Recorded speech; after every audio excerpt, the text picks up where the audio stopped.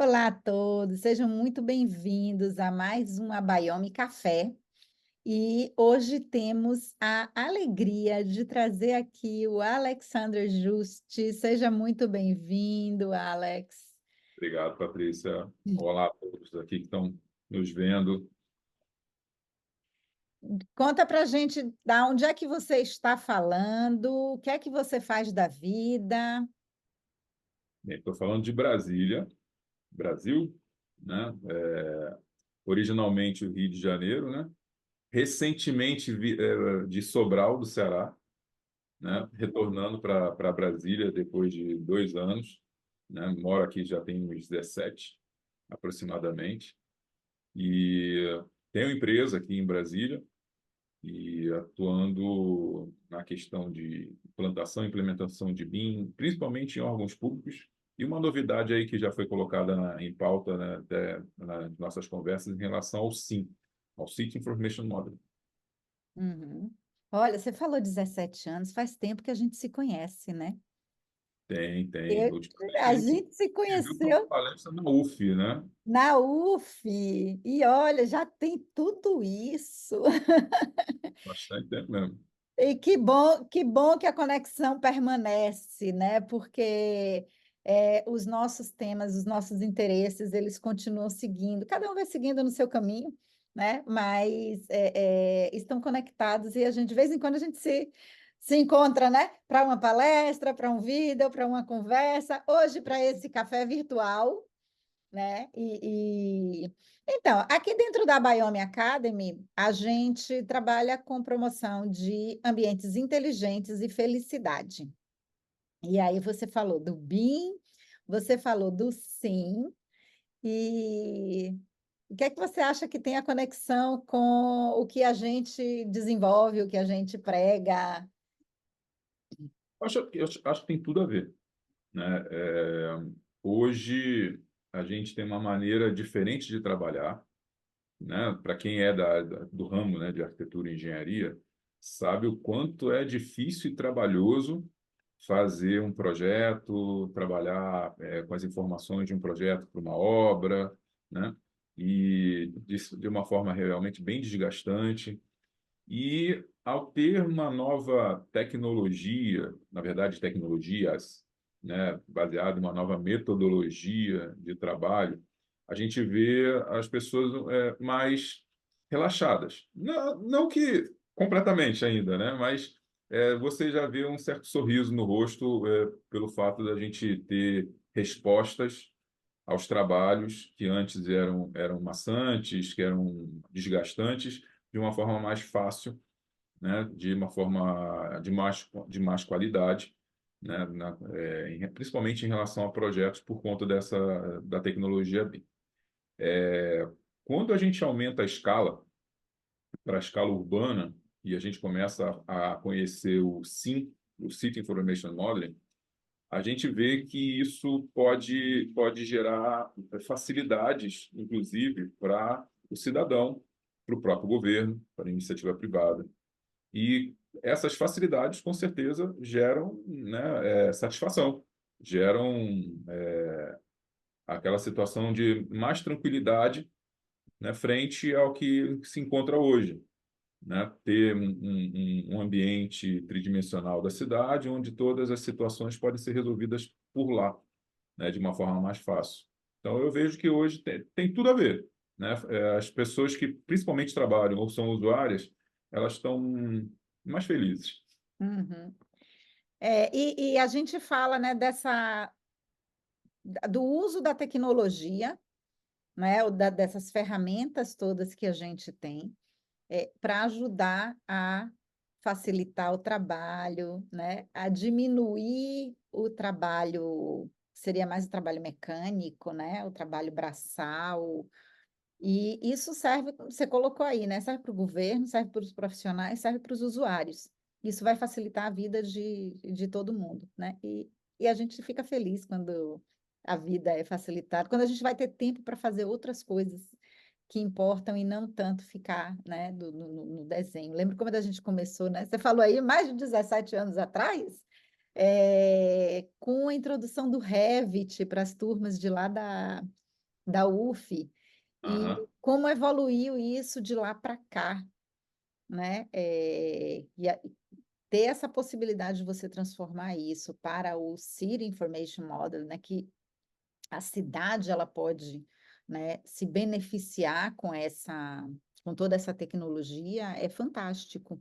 E como é que está no Brasil? Você está em Brasília, né? Você disse que você viaja pelo Brasil. Como é que está a aceitação ou a implementação do SIM nas cidades aí no Brasil? Como é que você vê?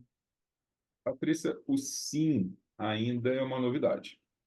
O BIM ainda é uma novidade para muita gente, né? O sim, eu posso ainda considerar uma utopia, tá? Hum. É, temos que ir aos poucos. Existem boas movimentações dos governos, tanto federal, quanto alguns estaduais, quanto alguns municipais, em fazer o BIM funcionar, em disseminar o BIM.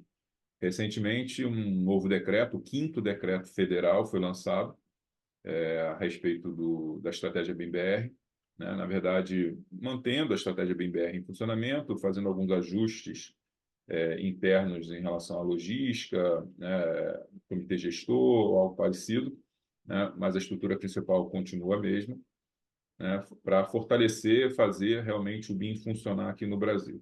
A gente vê aplicações bem fortes do governo, como o caso da Frente Parlamentar do BIM, no Congresso Nacional, que influenciou diretamente na alteração da nova lei de licitações, vigente a partir desse ano, né, alterando a Lei 8666, acho que é 14.1333, se não me engano, a nova, que tem um artigo específico sobre o uso do BIM, de uso preferencial do BIM, em projetos e obras públicas em todas as esferas.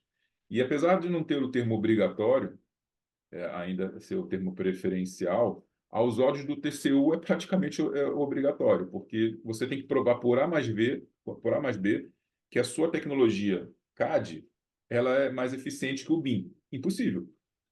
Então, Uhum. acaba se tornando obrigatório. E isso está fazendo um movimento muito grande em relação a órgãos de governo, em geral, a se adaptarem a isso. E por que que eu digo que a informação ainda precisa ser trabalhada? Se a gente olhar para prefeituras, principalmente, né, é uma informação nova, é uma informação que muita gente desconhece, né, que está tendo esses movimentos em relação a governos e a própria tecnologia em si, as facilidades da tecnologia em si também são desconhecidas. E outro fator também importante é uma portaria recente também de fevereiro agora da CGU em relação à necessidade de que os orçamentos das obras sejam feitos de forma paramétrica. Subentende-se, então, trabalhando com BIM.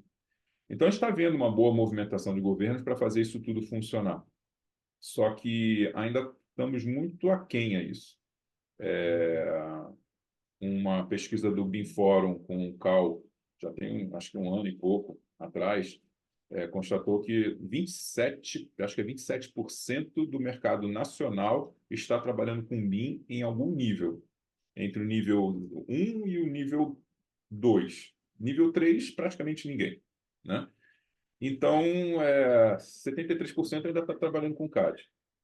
Se a gente agora muda para a questão do SIM, a gente vê que tem uma distância muito grande. Primeiro, eu ainda preciso orientar sobre o BIM para chegar ao SIM. O que eu tenho feito, né, dentro das minhas palestras, dentro das minhas conversas, principalmente com prefeituras, é mostrar o roadmap completo, aonde eles podem chegar, né, passando pelo BIM até a criação de gêmeos digitais de cidades. Ou seja, o SIM está ali no meio do caminho, né, para a criação da base de dados da cidade, né? Tem até agora um novo termo, né, o GeoBIM, que aí vincula o GIS também. Mas eles têm gostado muito da ideia de ter o gêmeo digital da cidade para fazer o controle da cidade. E eu vou um pouquinho até mais além, né? O pessoal, eu deixo um pouquinho a balinha na boca deles, né? Metaverso, para ter a metaverso das cidades, como já acontece com a cidade de Seul, né? Na Coreia, na Coreia do Sul, né? Onde a cidade já está inteiramente dentro do metaverso. Ainda é um caminho a seguir, né? Como você falou, o BIM ainda está tão embrionário, né? Tá começando a crescer. E você trabalha também com o pessoal da área acadêmica, né? Eh, Como é que está essa oferta de treinamento BIM nas instituições? Né? Porque uma coisa, a gente tem um público que é o cliente, né? O consumidor do BIM, que talvez sejam pessoas que não passaram, não têm ainda o entendimento, né? Do que é, dos benefícios, do que pode se conseguir a partir, né? Do uso do BIM, da implementação do BIM. Mas a gente tem profissionais que estão saindo formados, né? Com essa bagagem. E será que está tendo um choque grande, ou será que quem realmente manda no pedaço, que não tem talvez o conhecimento, não permite esse uso do programa? Você tem alguma experiência que possa comentar sobre isso? Tem. Bom, a gente ainda encontra uma visão muito equivocada de que BIM é software. Então, Revit, né? Vamos colocar BIM em prática. Vamos aprender Revit. Vamos comprar Revit, vamos aprender Revit. Não chega nem perto, né? E, graças a Deus, a gente está vendo o movimento das pessoas querendo entender BIM como metodologia, independente do software. E a gente tem aí uma boa quantidade de cursos de especialização no mercado, que já estão aparecendo, né, espalhados pelo mercado. Eu mesmo sou dono de um curso de pós-graduação de BIM no mercado. E exatamente com a visão e a necessidade de ter um pensamento mais estratégico, um pensamento mais de aonde o BIM pode alcançar, como integrar uma coisa a outra. Quais tecnologias estão disponíveis para serem integradas nesse sentido? E não especificamente software, não especificamente Revit. Faz parte, faz parte. É o principal software do mercado mundial? Sim, né? Mas não significa que seja a solução para tudo. Tanto que quando a gente faz um trabalho de implantação, a gente analisa, aí vamos a um outro problema. As pessoas não sabem a diferença de implantar de implementar. E eu tenho feito um trabalho bem, né, um trabalho bem forte nesse sentido, de explicar essas diferenças para, durante uma proposta, durante um trabalho, mostrar, olha, vocês primeiro precisam fazer uma implantação, para depois fazer uma implementação, onde a implantação tem uma análise do negócio. Não é, eu não vou chegar lá e falar assim, você vai treinar, comprar Revit e vai treinar Revit. Não necessariamente, né? Até porque esse meu cliente ele pode ter um fluxo de trabalho longo que tem diversas tecnologias envolvidas, diversos softwares envolvidos. E Revit, de repente, é apenas um no meio de vários. Poxa, hoje a gente consegue fazer levantamentos de ambientes para serem feitos projetos através de nuvem de pontos. E isso já cria um fluxo de trabalho para fazer estudo preliminar com uma tecnologia, para depois fazer projeto com outra tecnologia, softwares. Né? Estrutura e instalações tem softwares especialistas. A gente as pessoas não sabem a diferença de software especialista e de software generalista. Né? Então, tem que ter um software especialista para isso. Os fluxos de trabalho mudaram. Não se faz mais compatibilização de projetos lá no final, e sim durante. Né? Então, isso tudo, as pessoas estão ávidas em entender, em procurar essas informações, né? Independente do software. O software é uma ferramenta. Qual é a mais fácil para mim? Qual que se encaixa no meu bolso? Né? Então, as perguntas para tecnologias se encaixam mais nesse sentido agora. Não porque está todo mundo indo para aquela direção? Não necessariamente. Isso facilita, com certeza, né? É que nem trabalhar com CAD. Todo mundo trabalha com CAD. Mas por que ninguém trabalha com IntelliCAD? Né? A grande maioria usa AutoCAD, mas gera as mesmas respostas praticamente que o AutoCAD. Então, a mesma coisa em relação a BIM. É melhor o Revit, é melhor o ArchiCAD, é melhor o Edifícios da ACA, é melhor o Open Builders. O que se encaixa melhor para a pessoa, né? Então, a gente vê essa mudança do mercado nacional nesse sentido. Tem bastante curso, principalmente de pós-graduação. A gente vê uma movimentação muito grande nas áreas de mestrado e doutorado, buscando o assunto. Eu mesmo eu atuo na tutoria final do TCC da pós-graduação. Saem muitos assuntos diferentes sobre BIM como elemento central. É bem legal ver a visão das pessoas depois que o curso tem. Quando chega no final do curso, né, e faz o TCC, né, várias visões de BIM que as pessoas passam a ter e deixam de lado aquela questão do software, né? Isso é bem interessante, mas ainda tem muito a andar, né, para chegar um resultado melhor para o país como um todo, né? Mas estamos no caminho certo. Você está conversando aí, a mente aqui fica rodando, né? Ouvindo isso.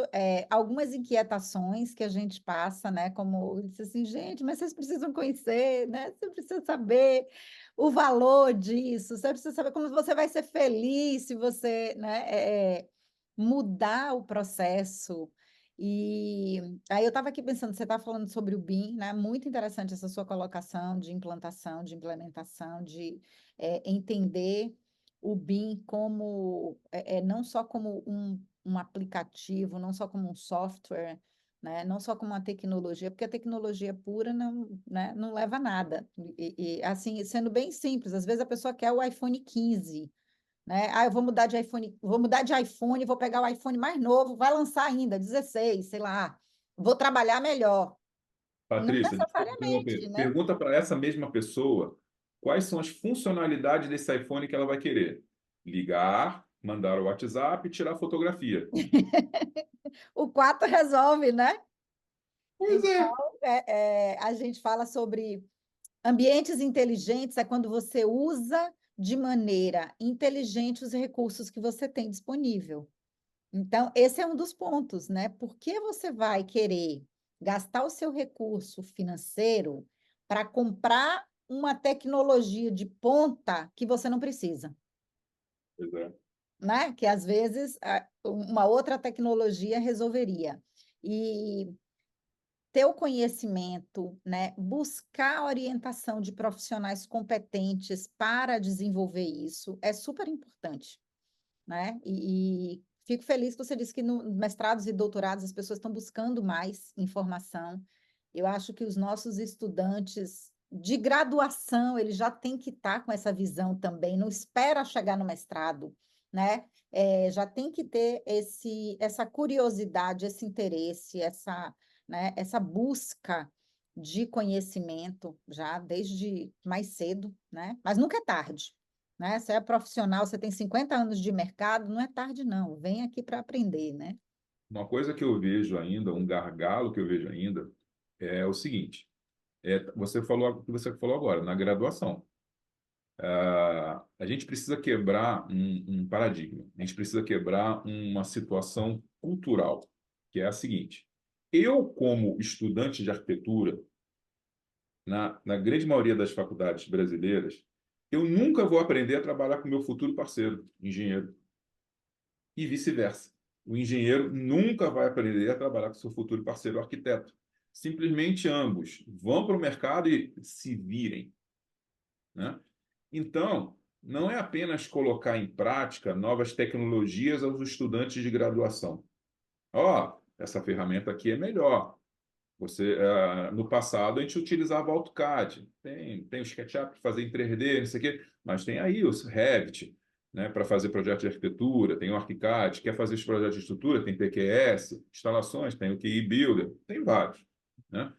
Mas não adianta nada só explicar para eles como usar uma ferramenta. E sim, tem que ensiná-los a trabalhar de forma colaborativa. O Uhum. IPD não é ensinado nas faculdades. Então, se a gente não aprender a trabalhar de forma colaborativa nas faculdades, o que adianta de eu ter um profissional que entende de Revit para trabalhar lá fora quando ele for formado? Eu preciso fazer uma correção cultural. A gente trabalha há décadas gerando arquitetos e engenheiros que só sabem trabalhar de forma isolada. E tem que se virar a encontrar uma maneira de trabalhar com os novos parceiros. Isso precisa ser corrigido. É, uma coisa que a gente percebe aqui na Biome Academy, porque a gente trabalha com profissionais de diversas áreas, né? E tem gente que diz assim, ah, mas o trabalho de vocês não é arquitetura, não é urbanismo, não é arquiteto urbanista, né? Engenheiro, o que é que tem um advogado fazendo aí no meio? O que é que tem um pessoal de educação física fazendo aí no meio? Neurocientista, e assim vai diversas outras áreas. A gente precisa aprender, né, a trabalhar, claro, com quem está diretamente relacionado com aquilo que a gente faz de projeto, né? Quem são os profissionais que trabalham no projeto, na construção, né, na obra? Vamos juntar todo mundo para todo mundo saber como fazer. Quando eu estava nas faculdades aí no Brasil, em algumas eu conseguia conectar estudantes de arquitetura e engenharia. Quer dizer, essa turma, essa aula de projeto vai ser para arquitetos e engenheiros, e às vezes a gente conseguia fazer. Algumas faculdades permitem uma flexibilidade, a grande maioria não. E essa é uma dificuldade, e que termina também levando ao desenvolvimento de um ego, né? Que aí já gera outras coisas, né? O arquiteto faz o projeto, o engenheiro Não, precisa outro mudar, problema. o arquiteto se ofende porque o engenheiro está mudando, mas se não mudar, né? Então tem que é importante essa relação, né? Com os outros profissionais. Mas eu te digo, Patrícia, que essa ideia, né, essa situação que eu contei para você, de repente, ela tem um embrião nascendo para ser resolvido. Em 2019, eu lancei a CEBIM, lembra? A Câmara Sim. Brasileira de CEBIM, Associação. Uhum. E, na época, uma das minhas ideias iniciais dentro do comitê acadêmico foi criar um projeto que funcionasse com a união de várias faculdades, instituições acadêmicas, onde teriam um aluno de arquitetura da UFRJ, um aluno de engenharia civil da UF, um aluno de engenharia mecânica, sei lá, da USP, um da engenharia, não sei o quê, da elétrica, sei lá, daqui da UNB, fazendo um projeto em BIM de forma colaborativa, né? Onde os professores iam orientar a fazer o projeto, membros da CEBIM dariam apoio em relação à parte do BIM em si, né? E, de preferência, fosse um projeto de cunho para ser doado, de cunho social, para ser doado para alguém. Essa ideia nasceu e morreu lá, né? Não foi adiante. Mas, na época, eu tinha feito um convite à professora Regina Ruschel para que ela pudesse tomar conta desse comitê. Movimentações aconteceram, né? Eu tive problemas pessoais, a professora Regina também teve problemas pessoais, e a gente acabou, né, se distanciando. E a Regina veio ser convidada posteriormente ao BIM Fórum, né, para trabalhar no BIM Fórum Brasil, e ela foi convidada a fazer parte eu estou tentando lembrar o nome, mas faz parte da estratégia BIM BR. São células BIM, onde ela montou uma célula BIM lá em Campinas, na Unicamp. E o professor Max Amaral colocou essa célula BIM na Universidade Federal de Pernambuco. E, olhando a estrutura, ela pegou boa parte dessas ideias e está colocando em prática.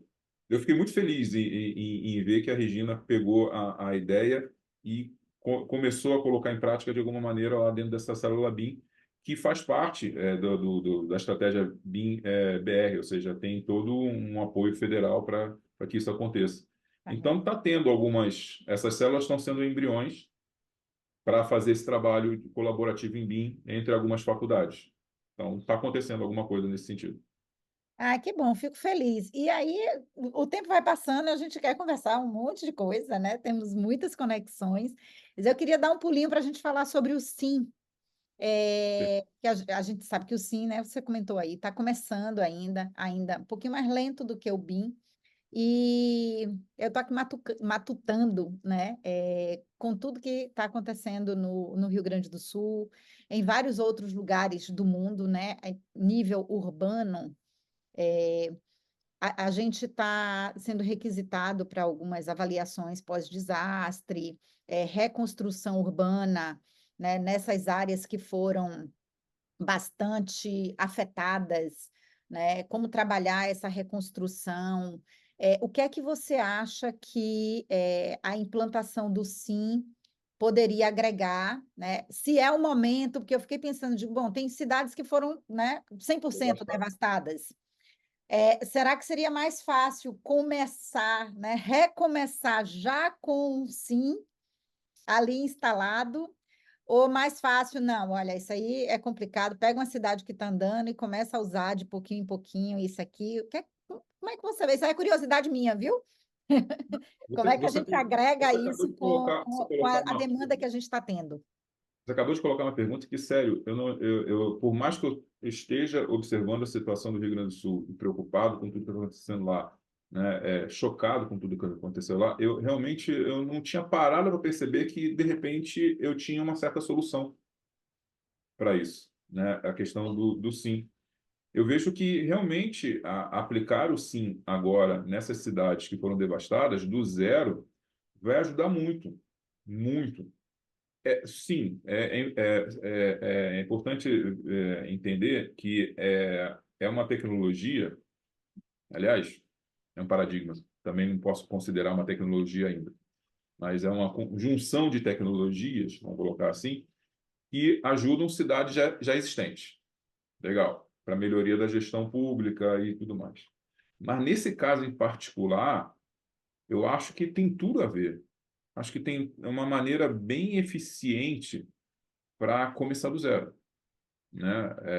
O que eu já imagino, né? Levantamentos de drones, depois que a lama descer, né? Que a água baixar e a lama descer e foi tudo limpo, né? Fazer um levantamento de drones de todas as regiões que foram afetadas, fazer um mapeamento em 3D, entender o sei lá, que pode ser aproveitado, né? O que pode ser reconstruído, né? Fazer tudo isso digitalmente, para que as pessoas possam colocar a mão na massa para reconstruir as cidades, já pensando inclusive em futuras proteções, né? Como acontece na Holanda, né? Quem sabe, né? Não é o momento de ter investimentos para fazer essas proteções como acontece na Holanda. Não é a primeira vez que acontece isso lá, né? Aham. Hum. Por que não fazer isso já com as tecnologias existentes que a gente tem em mãos para poder fazer isso tudo funcionar, né? Então, eu acho que o Sim é um momento bem interessante para colocar o Sim em prática. Levantar as cidades, fazer o planejamento dessas novas cidades em modelos Sim. Uma coisa interessante que o modelo Sim pode oferecer é exatamente uma análise de situações de catástrofe como essa, né? Simulações para saber se aquela região onde vão ser construídas novas casas, se vai ser afetada ou não, né? Se vai estar protegida ou não, né? Eu me lembro que há anos atrás aconteceu uma coisa semelhante em Cachoeiro de Itapemirim, no Espírito Santo. E depois que aquilo aconteceu, né, o pessoal da prefeitura de lá, eu tenho um amigo meu que trabalhava lá, a prefeitura de Cachoeiro de Itapemirim foi o primeiro município brasileiro a ter decreto BIM municipal. Que legal. E aí eles me pediram para fazer um teste, né? Eu peguei um InfraWorks da vida e montei a Cachoeira de Itapemirim com o rio que passa, né? E fiz uma simulação daquele rio na cota de inundação. E dali a gente deu para ter uma noção de que bairros foram afetados e que regiões foram afetadas.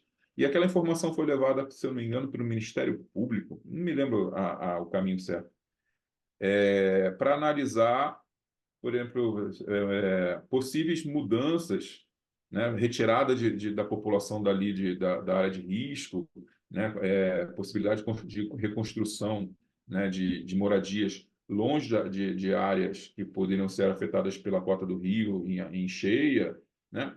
Então vejam, já aconteceu, foi utilizada uma tecnologia como essa, semelhante como essa, mas bem de uma forma bem fraca, mas já deu para ter uma noção, ó, aqui não pode, que aqui quando chove alaga, vai chegar nesse ponto. E eles já fizeram aplicações urbanas lá, de movimentos urbanos lá, por conta dessa pequena análise. Voltando para o Rio Grande do Sul, a gente pode fazer algo semelhante. Uhum. Olha, foi coisa assim, a gente vai conversando, o café é legal por isso, né? Porque a gente vai conversando, as ideias vão surgindo e a gente vai perguntando, mas é pena que é curto e a gente tem que, né, ir cortando os pensamentos, mas a gente tem que conversar mais. Eu acho que você vai ter que voltar para mais um café, Fique à vontade. para a gente dar continuidade. Super obrigada pela sua participação. É, eu fico encantada, né, de poder estar conversando e aprendendo, que a gente estava falando de aprender, né, para os alunos de graduação, vocês têm muito que aprender ainda, né, é a vida inteira. Meus filhos perguntam, mãe, quando é que você vai parar de estudar?